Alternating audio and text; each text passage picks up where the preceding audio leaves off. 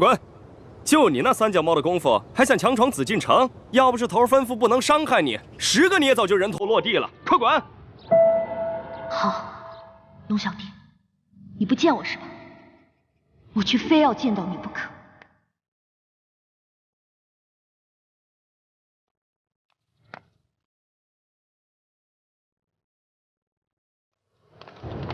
哎呦，李公公啊，您老是什么时候出去的？我们怎么没看见您出宫啊？咱家是奉了皇上的密旨，出宫办点差事，从侧门出去的。如今这差事办完了，自然就走正门了。你们怎么能看得见呢？公公辛苦了。好说好说，改天请你们大家喝茶。谢谢公公。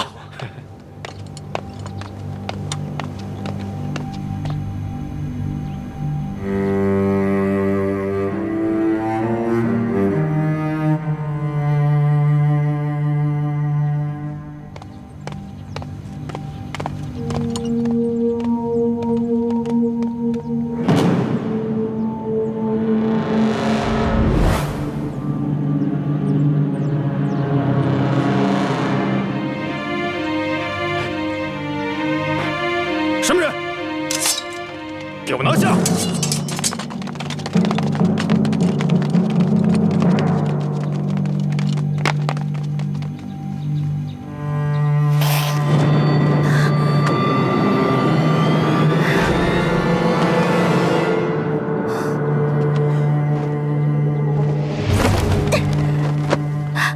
李公公，是我。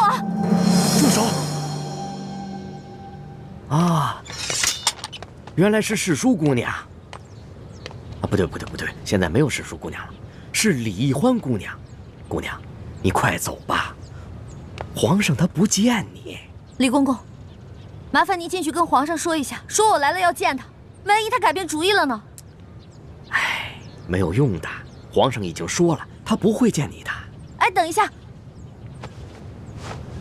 李公公，麻烦你帮我把这个手帕交给皇上。好吧，我给你试试啊。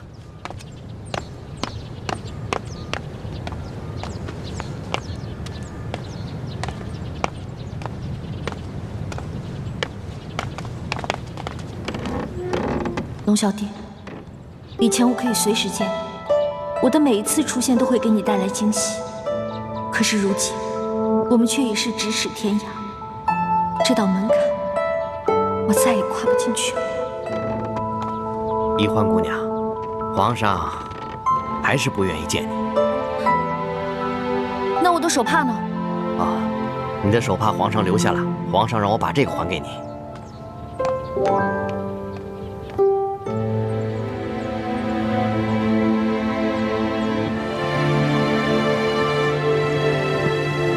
龙小弟，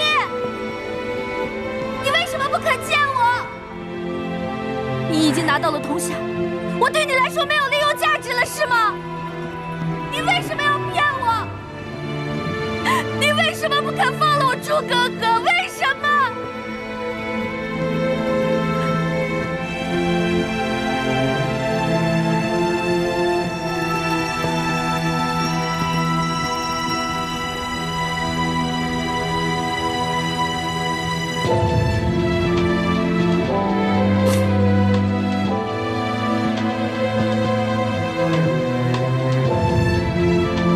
皇上有旨，送李欢姑娘出宫。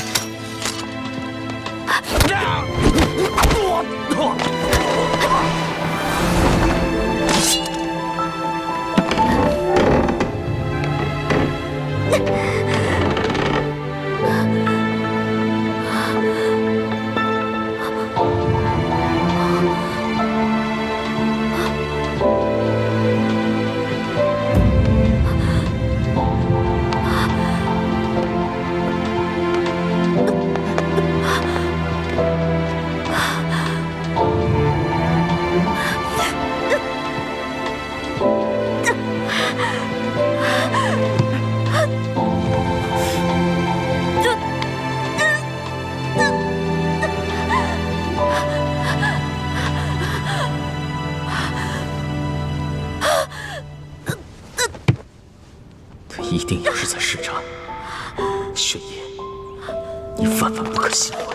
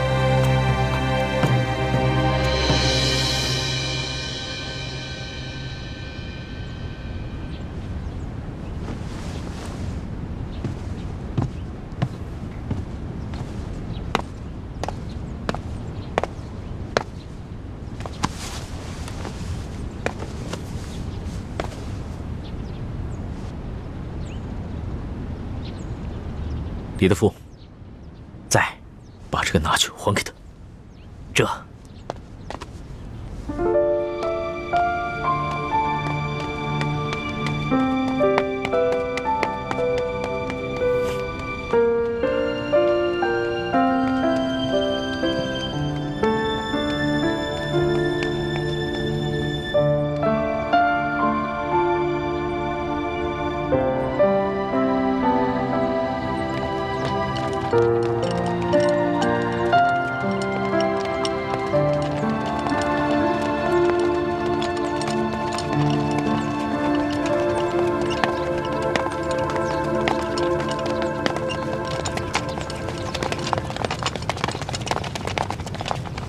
你们这是干嘛呢？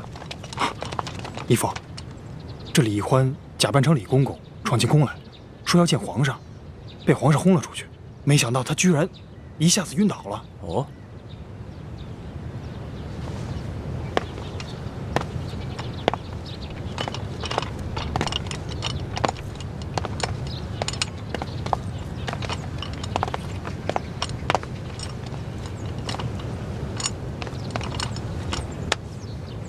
他这是真晕倒啊，还是假晕倒啊？身体这么沉，想必是真的晕倒了。不过我听说他以前就有着头疼晕倒的毛病。对，听说他上一次晕倒了，皇上亲自守了他1天1夜呢。住口！别乱嚼舌头。皇上怎么可能为了一个女反党守上1天1夜呢？是卑职多嘴了，索大人恕罪。行了，把人抬走吧。这。大赛，来。怎么了，义父？一会儿你们把他抬到紫禁城外，你要想办法。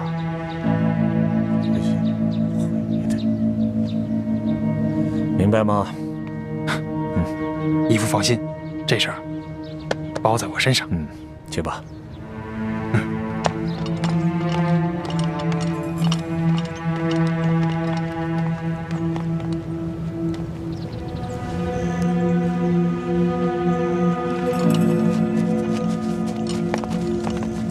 你们先下去吧。这。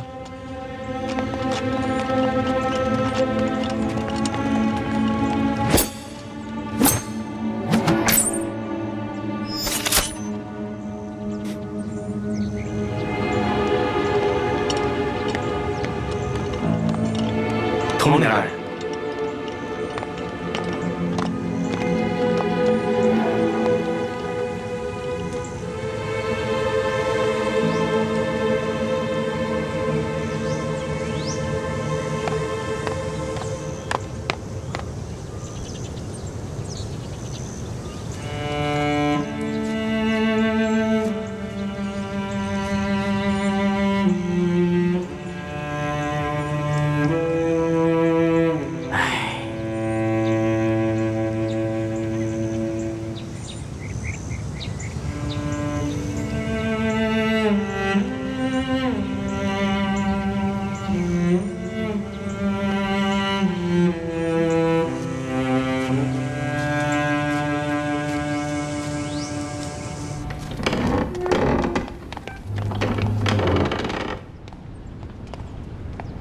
东西还给他了吗？回皇上的话，奴才已经把荷包放在了易欢姑娘的身上。如果她还能醒过来的话，应该能看见。你说什么？她不是装晕的吗？她不应该出了宫就活蹦乱跳的吗？皇上，易欢姑娘这次可不是装的，她真的晕倒了。听说她今天闯了2次宫，跟侍卫们交了2次手，可能是用力过度，身体发虚，诱发了她头痛的隐疾。奴才追出去以后，发现她躺在树下，奴才过去探了一下她的鼻息，还有点微弱的气息，也不知道还能不能醒过来。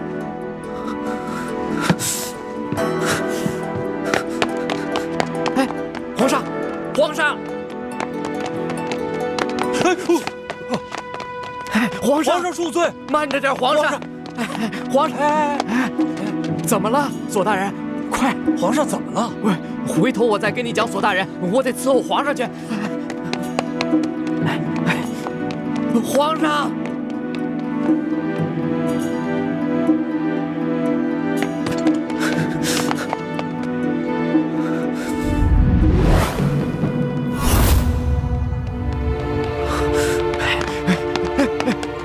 皇上，慢点儿！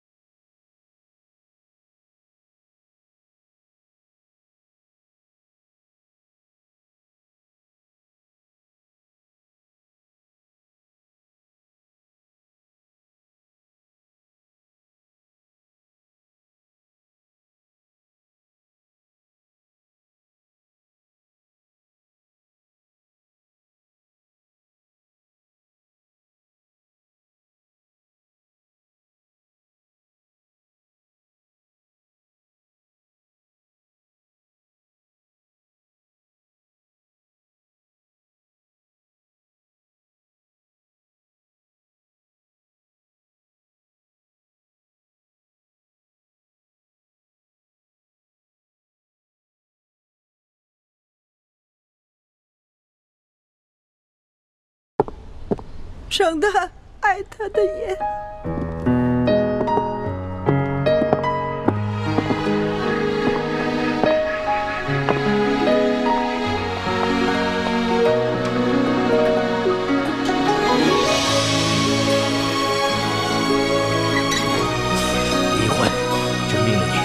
给朕醒过来，醒过来！不然朕就杀了你，朕诛你九族，把你剁成991块去喂狗！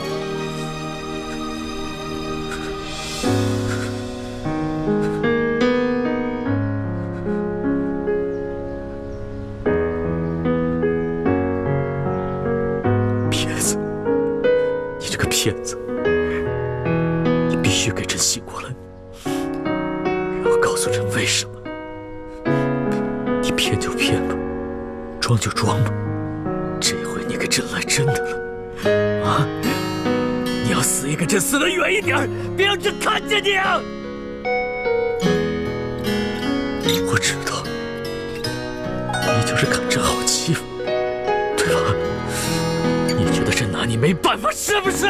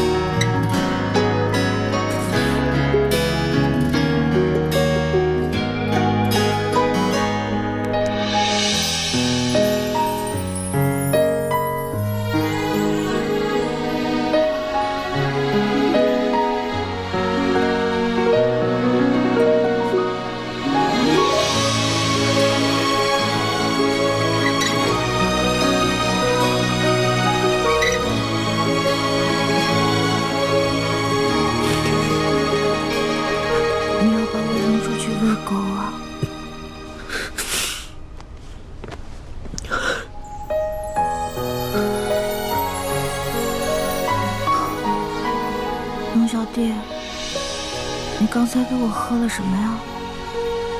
还能是什么？当然是毒药了。毒药不是甜的吗？喝的这个不光苦，还很涩。要是毒药的话，还有没有啊？再给我多喝点吧。我现在这样半死不活的，好难受啊！朕就是要你难受，和朕一样。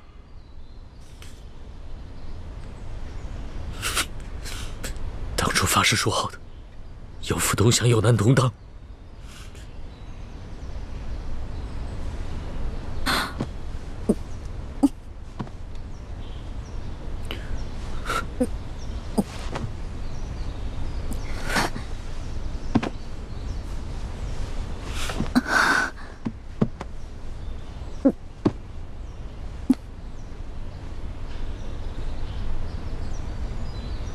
你不是说你不想再见到我了吗？朕才没有要见你，是你自己厚着脸硬闯进来，逼朕见你。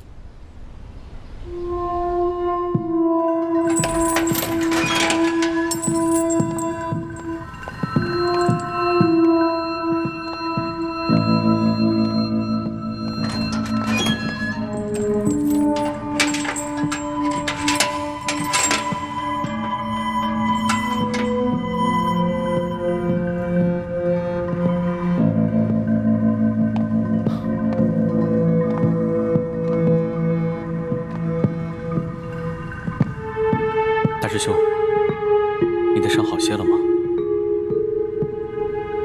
托耶和大人的福，死不了。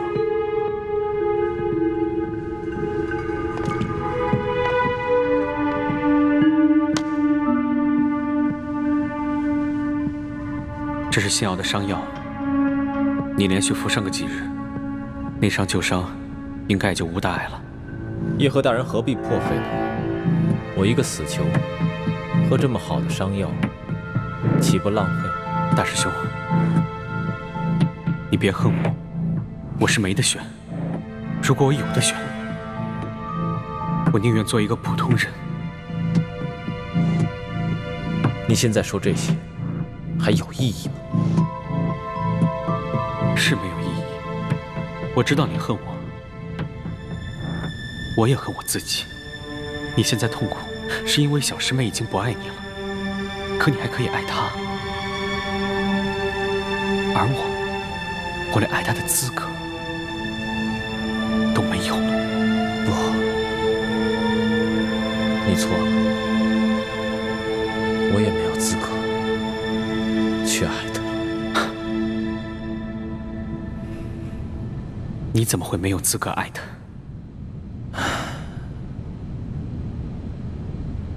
易欢现在怎么样了？他还好吗？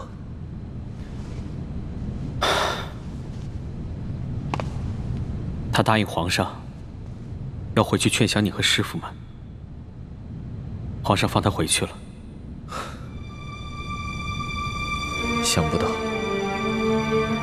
他为了康熙，居然做到这个份上了。义父和师傅们不可能投降大清，我更不可能。是啊，要我说，欢妹还是太单纯，太幼稚了。她回去发现你失踪了，就回来和皇上要人，皇上不肯见她，她强行闯宫，结果诱发了头痛的隐疾。那她现在怎么样了？不知道。皇上抱她回永乐斋，并召集了所有的太医，为她诊治。大师兄，其实皇上很爱小师妹，如果没有了你的存在，想来小师妹也一定会过得很幸福。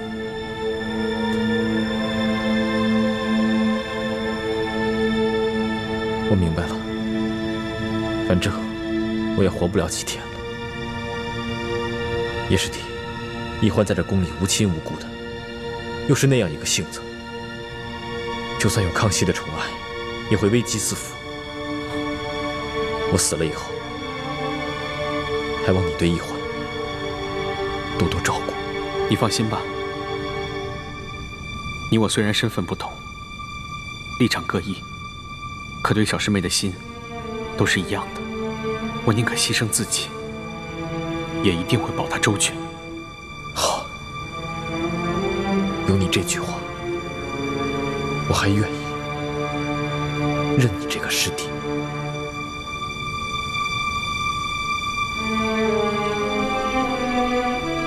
你回去之后，是否有履行对朕的承诺，劝降李定国等人？当然。骗子！那晚我跟你回宫以后，你是否履行了对我的承诺，放了朱哥哥？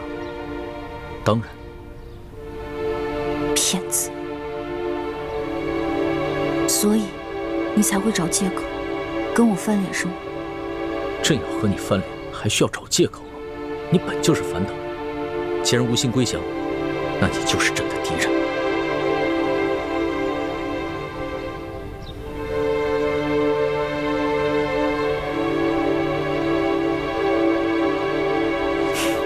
既然你要自投罗网，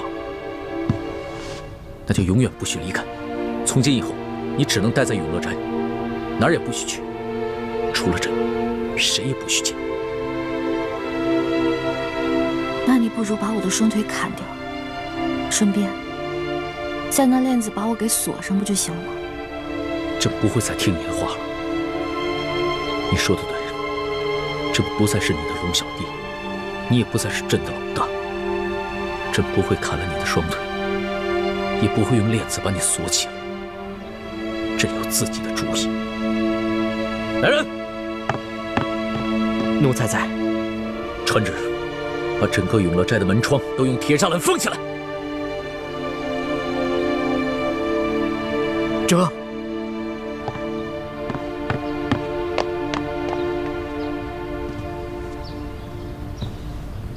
从今以后，在这个永乐斋，朕会每天给你送各式各样的好吃的，各式各样的华服。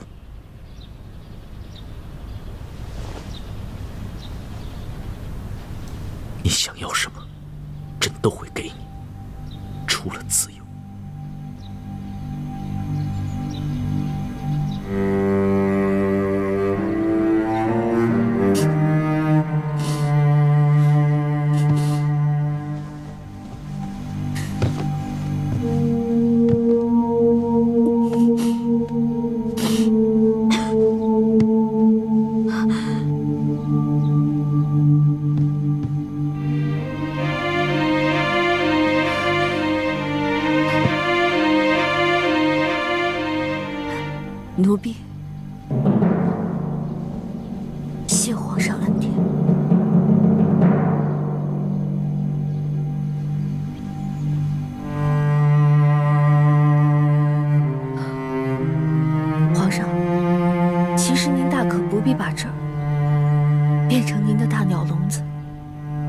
奴婢想过了，只要你能放了奴婢的猪哥哥，奴婢就一辈子陪着你，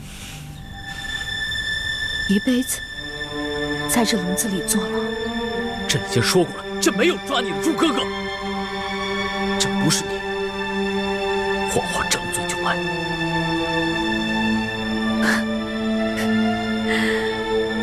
皇上不愧是95之尊啊，说起谎来脸色不改，都不眨眼的。好，从今天开始，我不会吃你给我的任何美食。只要你不放了我的猪哥哥，你想囚禁我，让我变成你的笼中鸟，没门儿！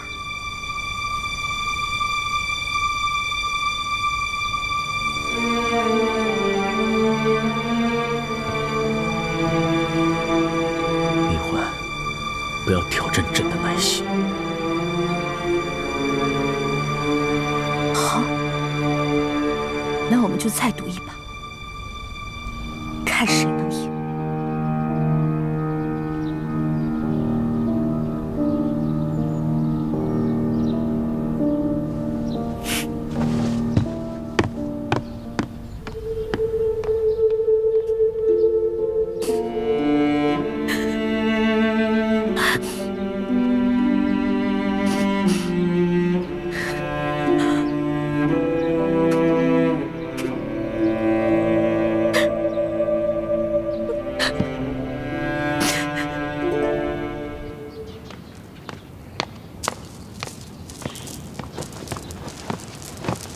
皇上吉祥。孙儿给皇祖母请安。起来吧，皇上请坐。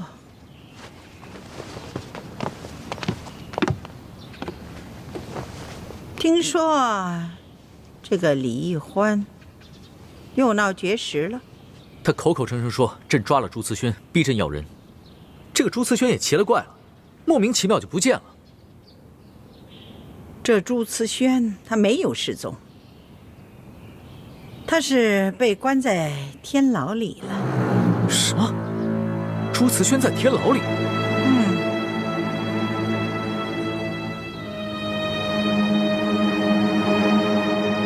又是索图背着朕干的好事，是不是？妾身冤枉，妾身的叔叔岂敢抗旨欺君呢？皇上，你不要把皇后给吓着了。这跟索图也没关系，是哀家下的懿旨，让叶赫父子去办的。皇祖母，你……皇上，老太婆并不想干政，可是老太婆不能看着你养虎为患。至于这个小丫头李玉欢，一个女流之辈，你要留就留着吧。但是这个朱慈轩就不同了，他不仅是文武双全，而且他是前明的太子，身份特殊，哀家断不可留。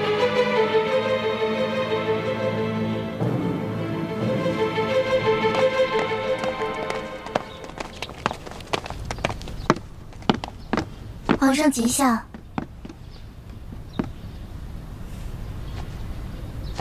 你们都退下吧。是。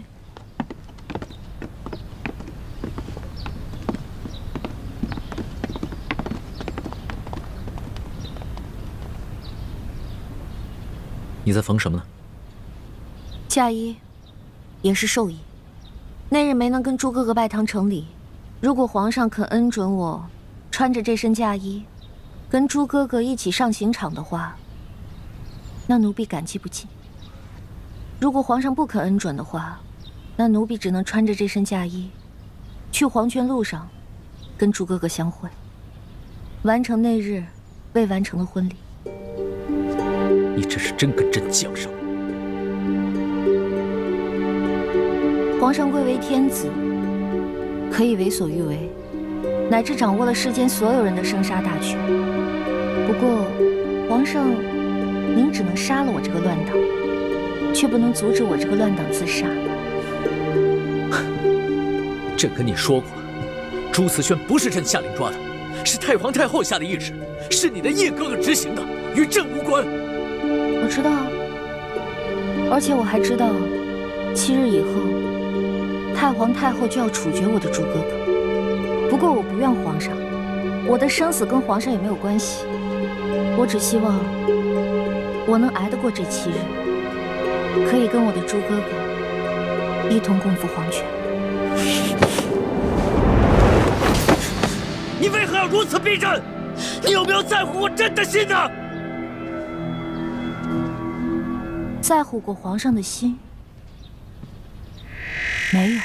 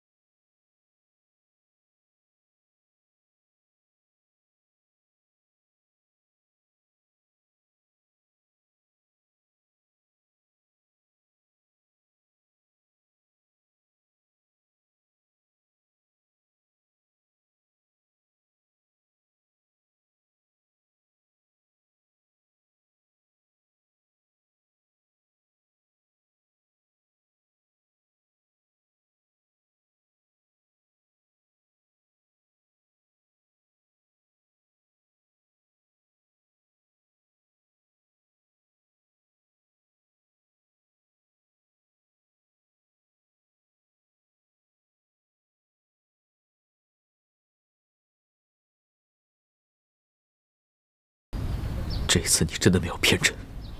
其实答案根本就不在我的嘴里，而是在皇上的心里。不过我有没有骗你，你有没有骗我，这都不重要了。反正皇上也救不了我，救不了朱哥哥。来人！奴才在。传耶和那拉莫生。这。李欢，7日你可敢在此与你的叶哥哥当面对质？为何不敢？如果证实了皇上冤枉奴婢的话，能否放了朱哥哥？一个一心求死的人，没有资格跟朕讨价还价。先把饭吃了再说。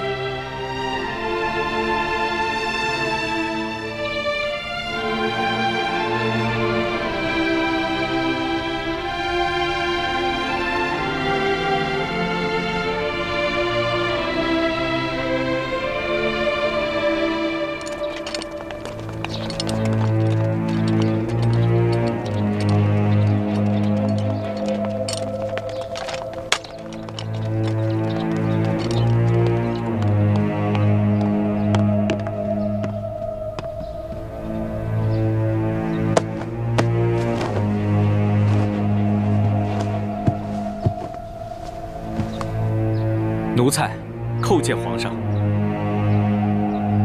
凭什么？谢皇上。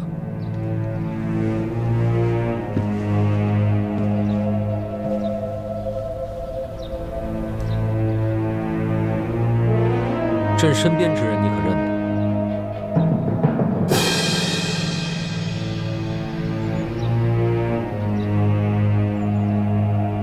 认识。此人乃明中国乱党李易欢。现在，当着李欢的面，你给朕说一句实话：那日在慈宁宫中，你父之言可有欺君？这，若是你现在说出实情，朕还可以借我不救；若你还想着欺君，那你就是罪加一等。皇上开恩，奴才的阿玛并非有意欺君，只不过因为太皇太后有懿旨，所以奴才的阿玛才不得不隐瞒实情。把你知道的事情都说出来给朕听听。奴才遵旨。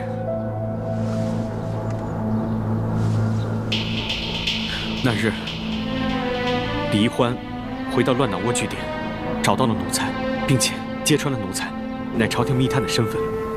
不过，易欢说，他曾经承诺过皇上，要劝降李定国等人，所以同我约定，暂时先不揭穿我。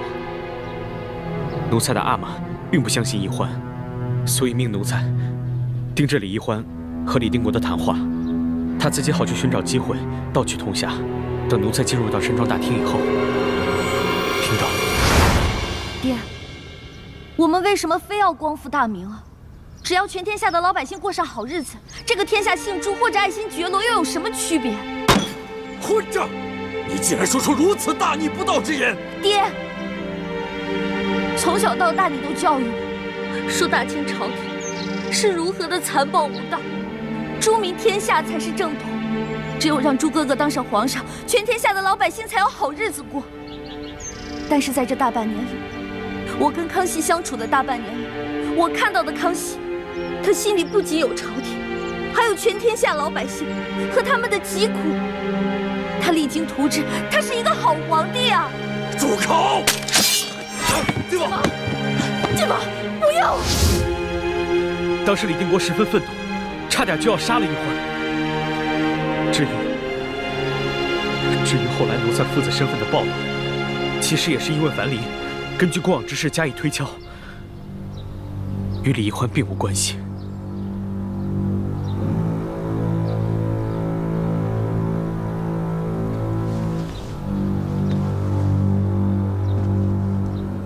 欢儿，是朕错怪了你。朕曾经说过，我们要互相信任，互相扶持，永不相依，也永不相害。是朕没有做的。皇上，您既然已经相信我没有负你，那你也不能负我。你答应过我，只要我肯留下来陪你，你就会放了朱哥哥。欢儿，此事你得容朕再想想办法。你怎么了？是不是头疼病又犯了？怎么了？不是头疼，是我心好疼，好像针扎一样。花儿，传太医，传太医！皇上，环姑娘这病十分的凶险，可又十分的蹊跷，倒不像是病，像是被人做了手脚。一群废物！你倒是给朕说清楚，他被人动了什么手脚？皇上，从脉象上看，臣判断好像是受了一种外伤，可是臣判断不出他伤在何处。此症无药可医，臣该死。听你的意思，朕只能眼睁睁地看着他死是吗？臣无能，臣该死。皇上，奴才也略懂医术，可否让奴才一试？穆生，你要是能把他救醒，那朕就赦了你们父子的欺君之罪。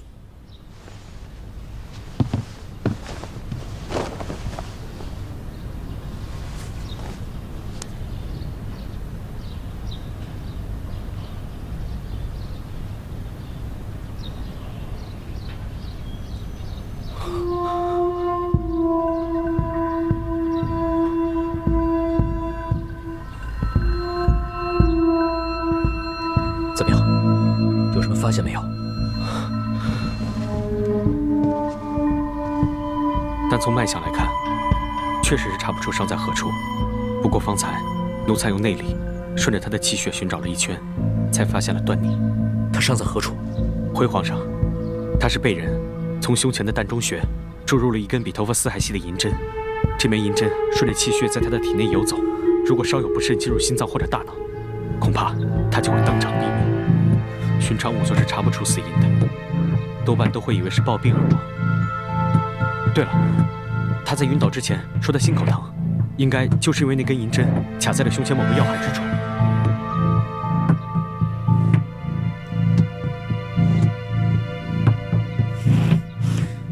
那你有什么办法可以救他？办法倒是有一个，不过要找一个内力极强的内家高手，用内力顺着气血经脉把那根银针逼回到胸前的膻中穴，然后再给逼出来。不过这种方法极为凶险，因为人体内的血脉粗细不一，百折千回。如果稍有不慎，那根银针就会顺着气血进入心脏或者大脑，那易欢就……而且这期间过程极为凶险。就算最后成功把银针逼出了，那施救者也很可能因为内力丧失过多，变成一个废人。皇上，这等内力高手十分罕见呐。既然是好不容易练出的内力，又岂肯耗给他人呢？重赏之下必有勇夫。皇上，你马上给我召集宫里所有的侍卫，挑选内家高手。皇上不可，易欢不是寻常女子，她自幼习武，多少也有些内力。这施救者还必须与她习的是同门的功夫，否则施救者的内力会与易欢的内力相排斥，情况恐怕会更加危险。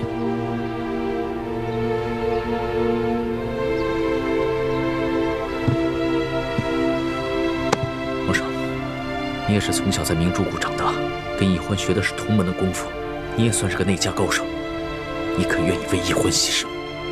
皇上，奴才的命都是你的，又怎会吝啬这些内力呢？只不过奴才虽自小跟易欢长大，习的也确实是同门功夫，但奴才私下里还习了阿玛祖传的家传内功，所以奴才的内功与易欢也并非完全同路。这么说，连你也没有办法了。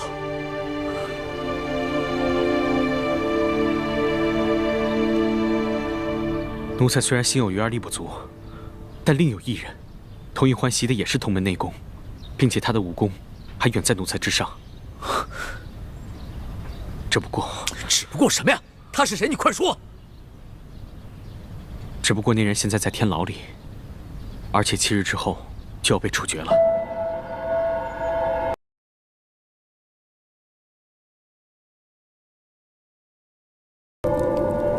朱思轩，你的伤势怎么样？多谢关心，已无大碍。你知道今日朕为何前来吗？如果你是来劝降的，那我劝你不必白费口舌了。如果你是来送我上路的，那我只有一句话，请你好好待易欢，因为他对你是真心的。如果有一天你对他的感情变了，也请你放他出宫，给他一条生路。你待易欢，倒真是用情至深，也不忘他2度闯宫，求朕救你。朕今日来，既不是来劝降你，也不是送你上路，只要带你去见见易欢。你居然肯让我见易欢？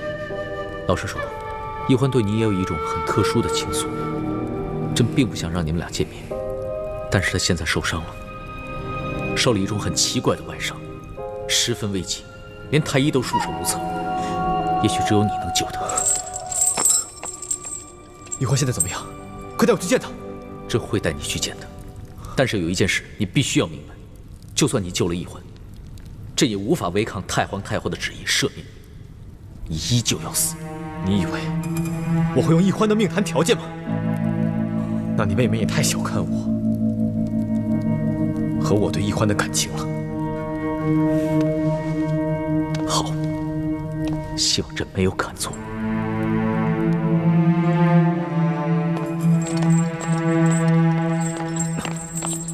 其实，你大可不必如此小心。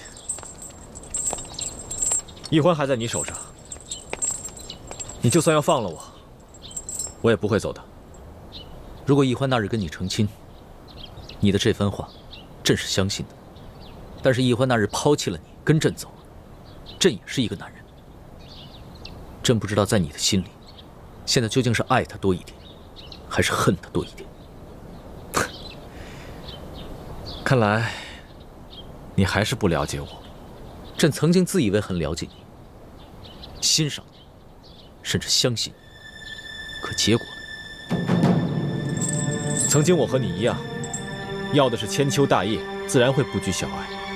但心里，我也和你一样，都有自己放不下的人。好，一会儿终于有救了，还不快走！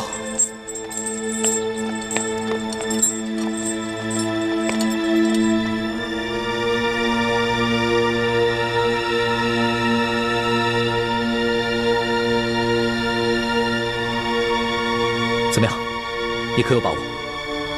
若在以往，我有70%把握，可如今我重伤未愈，只剩下了5成。那有什么办法可以尽快治好你的伤？正宫里的灵丹妙药随便你用。来不及了，银针随时可能顺着他的血脉进入心脏或者脑中，已经等不及我慢慢养好伤了。皇上，他重伤未愈，便为宜欢疗伤，已经不仅仅是冒着内力全失变成废人的风险，可谓是九死一生。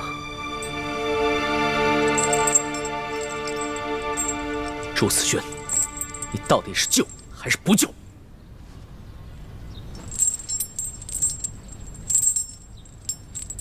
但我有一个条件，朕知道是什么条件。朕答应你，只要你救醒了宜欢，朕饶你不死。太皇太后那边，朕会帮你求情。你错了，你不必帮我求情。我的条件是，你一定要找出那个暗算宜欢的人，杀了他。朕也想找出这个人，把他碎尸万段。可问题是，朕连宜欢什么时候中的暗算都不知道，这怎么查呀？宜欢虽然武功低微，但不会连人往他穴道里注入银针都不知道。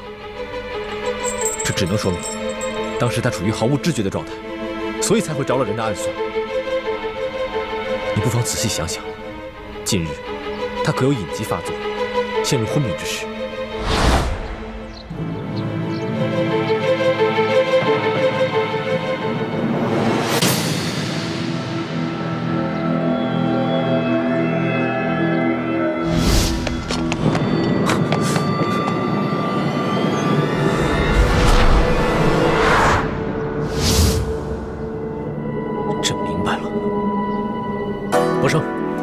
把那日宜欢宠宫突发隐疾之后，把她嫁出去的那几个侍卫统统拿下。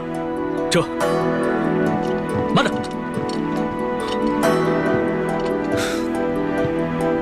先别着急抓人，查明他们的身份和幕后的关系。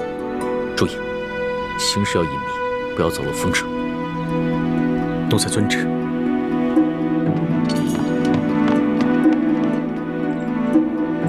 那些侍卫都是跟随已久的心腹。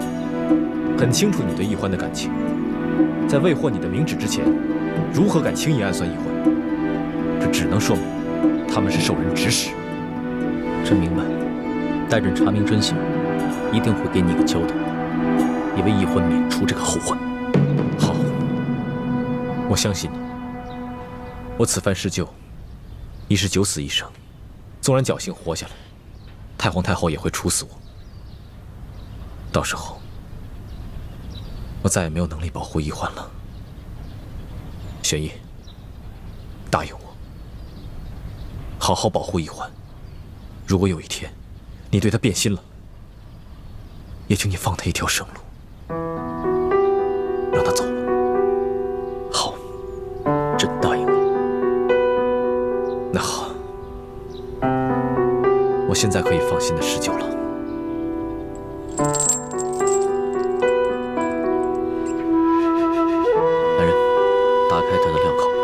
皇上，此人武功极高，若打开他的镣铐，恐怕会危及到皇上圣安，还是请皇上先行离开。能让你如此谨慎，我祝慈轩虽败犹荣。朕不受你的激将，朕相信自己的眼光，更相信你对宜欢的感情。马上打开镣铐，不得有误。这。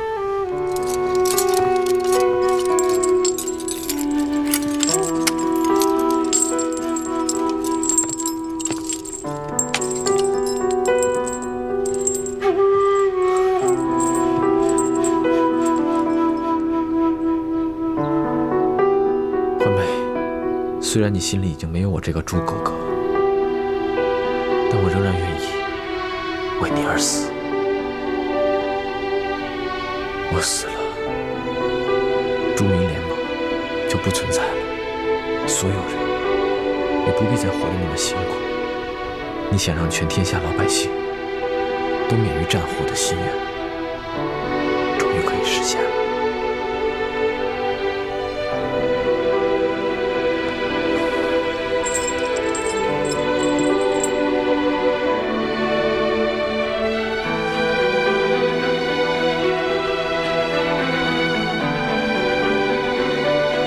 出去吧，不要妨碍我一条路上。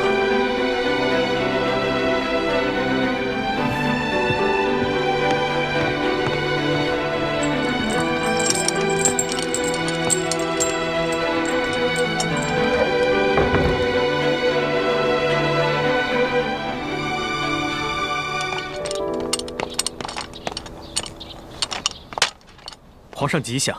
凭什么？怎么样？查到了一些什么？回皇上，奴才去内务府调查了当日那几个执勤侍卫的档案，摘录在此。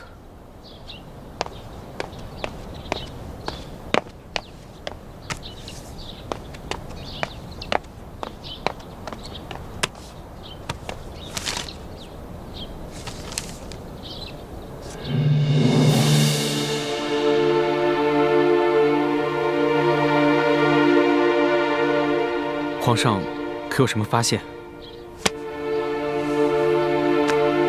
朕心里有数了。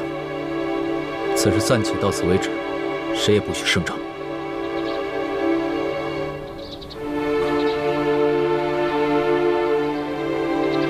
奴才遵旨。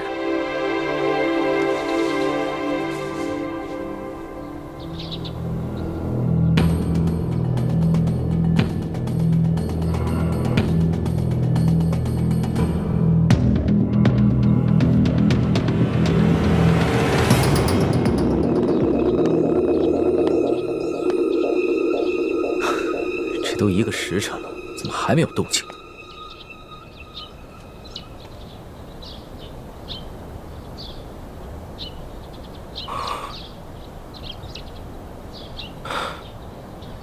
皇上，你看起来也很担心奕欢呢。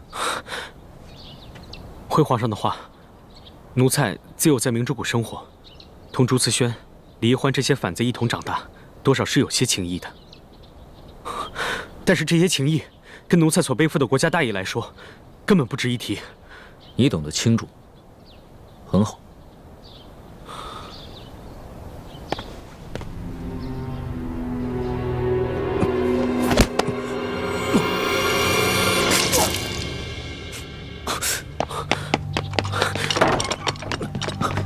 花儿，花儿，花儿，花儿，花儿。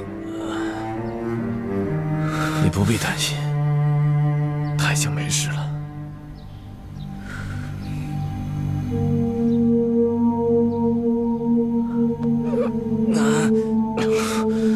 这就是那罪证。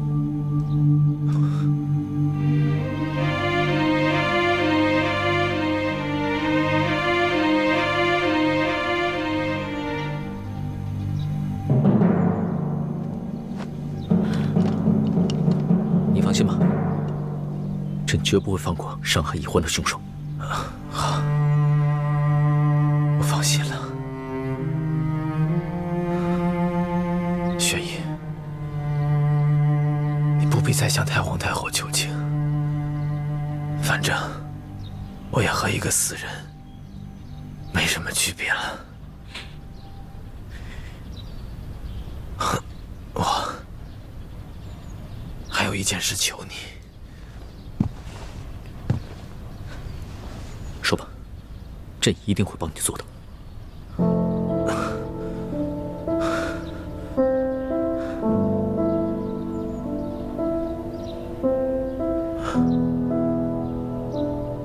等他醒来，永远不要告诉他是我救了他。为什么？其实欢美心里对我未尝没有情意。如果不是你的出现，我和他会是一对神仙眷侣。不过，既然他最终选择的人是你，我又何必让他难过，让他纠结？你现在明白了，我不仅才智不输于你，我对奕欢的爱更远胜于你。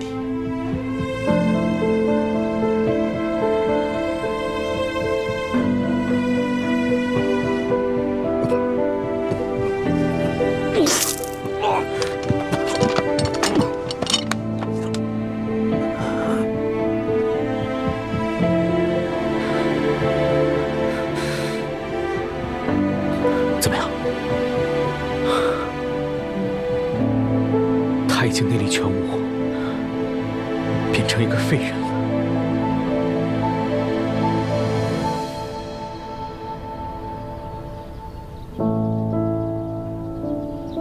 宣太医，务必用最好的上药保住他的性命。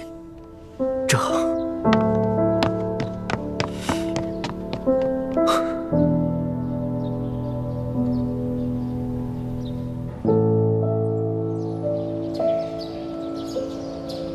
这朱慈轩肯舍命救这李玉欢，那是他们自己的情分，可不是看在你皇上的恩情上。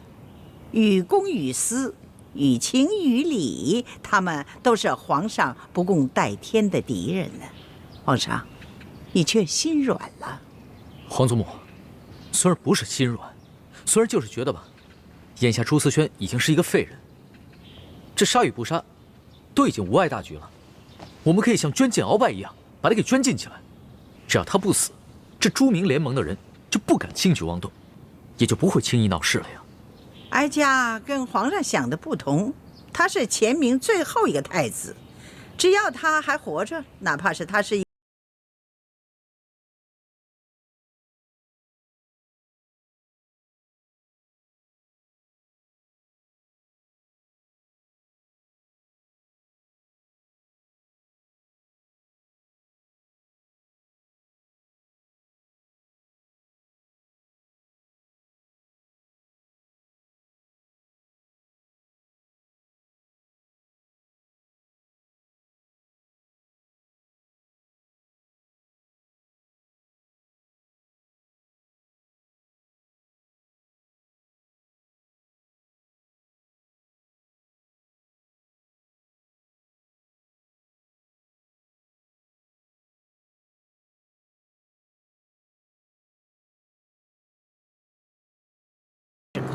名正典刑，永绝后患。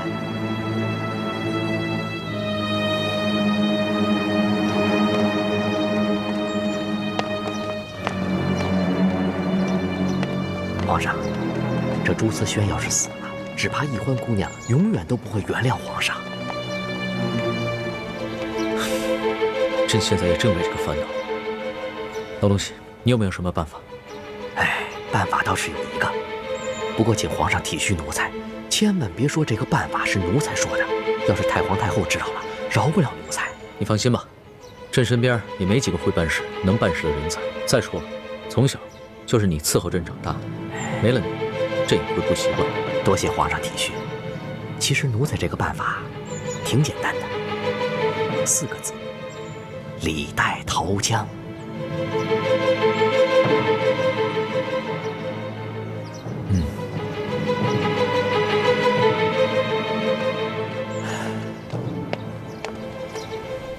您还是把药喝了吧，否则皇上会砍了奴婢的头的。哎呀，是啊，您快喝了吧。皇上又不是暴君，怎么可能动不动就砍人头啊？没事没事，拿下去吧。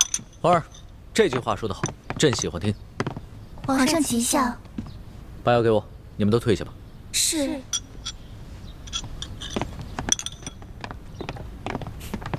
皇儿，来吧。我都说了，我已经好了，你别再给我喝这些苦了吧唧的东西了，行吗？你要是想知道你朱哥哥的消息，那就把这碗药给喝了。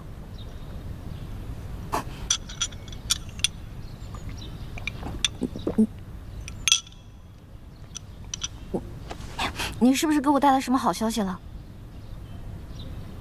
也不算是什么好消息。太皇太后不肯赦免朱思轩。那你一定还有其他办法的，对不对，龙小弟？你看，我都没有骗你。你也不会骗我的，是吧？朕是不会骗你，但是朕不能明着和太皇太后还有一帮支持太皇太后的文武大臣们对着干。所以呢，朕思来想去，只有一个办法。什么办法？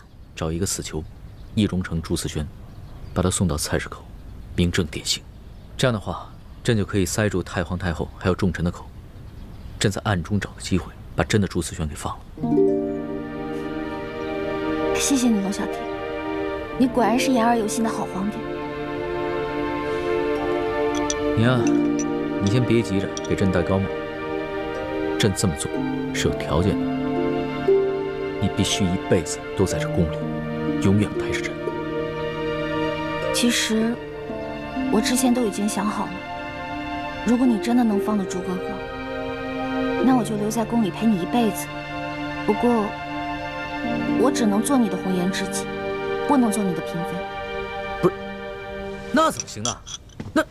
那朕每日放一盘烤鸭在你面前，只许你看，不许你吃，那算什么呀？龙小弟，我心里怎么想的，难道你不明白吗？我对你是情爱，对朱哥哥是情义，我对你有愧疚，同时对朱哥哥也有愧疚，我心里放不下你，但是又不能太对不起朱哥哥。如果你觉得不公平，那好，从此以后我不再吃美食，不再吃烤鸭，你每日只需要给我一些清粥小菜，不让我饿死便足矣了。